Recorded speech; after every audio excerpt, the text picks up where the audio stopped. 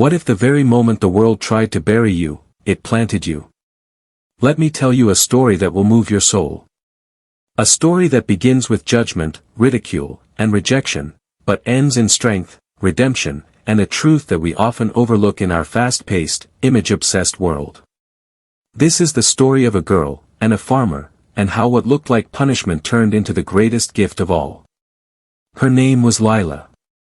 She was 17, brilliant in school, kind to everyone, but weighed more than society said she should. Her body became her label, her sentence, and eventually, her so-called punishment.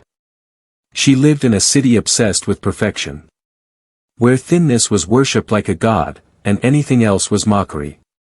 People didn't see Lila for her dreams, her talents, or her kindness. They saw her body. And in their eyes, that meant failure. One day, she was the center of a cruel prank. After a school incident in which she refused to publicly apologize for not wanting to participate in a sports challenge that made her feel humiliated, her school, yes, her own school, decided to teach her a lesson. They arranged for her to spend the summer living with a poor farmer in the countryside. Their intention was clear: to shame her. Let her work hard under the sun. Maybe then she'll learn discipline.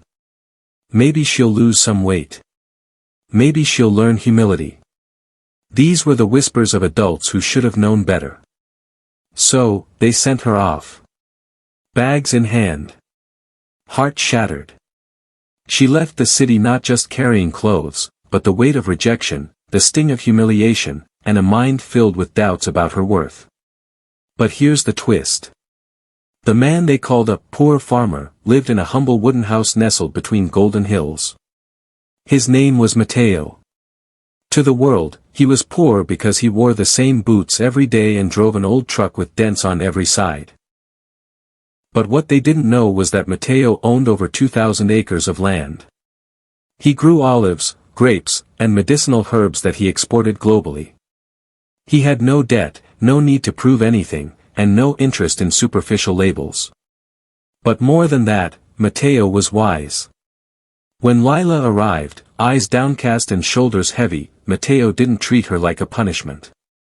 He didn't point at her weight or offer unsolicited advice.